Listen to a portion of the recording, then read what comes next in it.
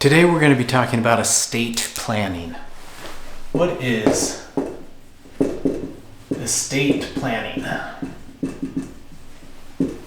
Estate planning is the process by which an individual or a married couple or two or more people engage in a plan to settle their estate after they're gone. Sometimes it's just a person all by themselves, but estate planning is essentially the process of planning your estate. What's going to happen to your stuff, your debts, and your assets when you're gone? And typically there are 4 documents that we use when we do an estate plan. In estate planning, we usually have a will, right? A last will and testament. A will is a document that says, when I die, this was what needs to happen. Now, whenever there's a will and you die, and we have to do what's called probate. If you don't probate a will, that means your estate doesn't get administered. But wait, probate's a horrible thing. We don't want to go through probate. How can we avoid probate? Yes, there are many people who say you should avoid probate, and probate can help you save on costs and fees. So how do you do that? You do that with a trust. So that's the second part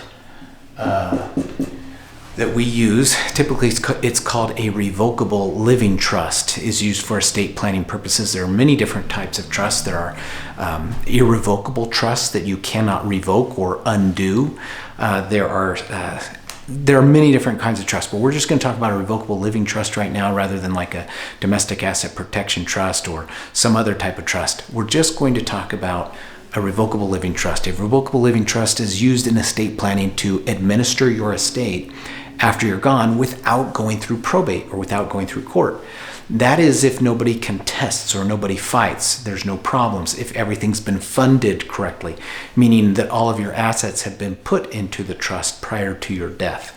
If for some reason you purchased a house, for example, and you didn't title the house, you didn't do a deed transferring the house from your name into the name of the trust, then you're going to have to go through probate in order to put that house into the trust through the will. That's why we always do a will, even if we hope never to go through probate.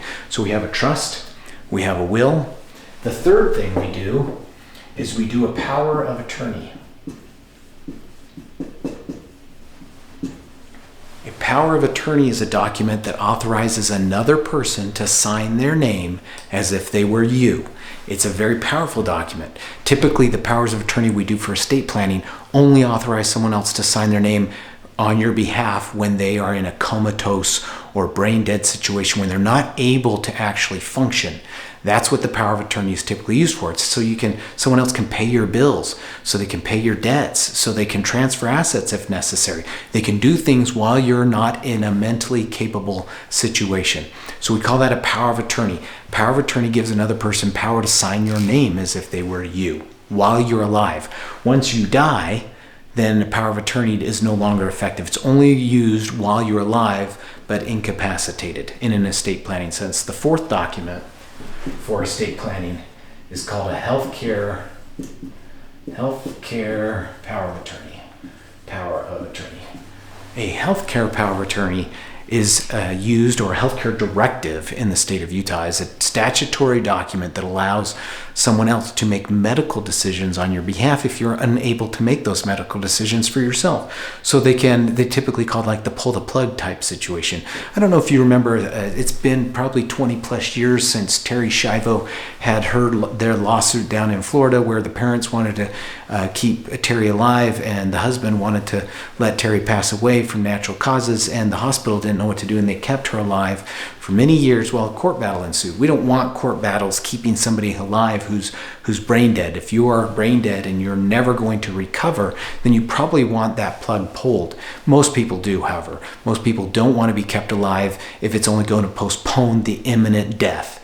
They're ready to pull the plug and not receive any nutrition, hydration, but pain medication they probably do want to receive because they probably don't want to be in pain.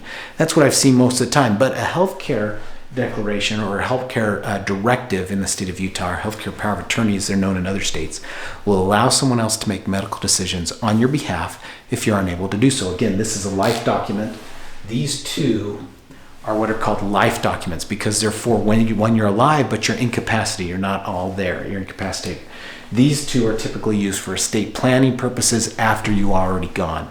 A will and trust are, like I said, used together. Those are the 4 documents you use in an estate plan. So if you need help with estate plan, you can give us a call. Thanks for watching.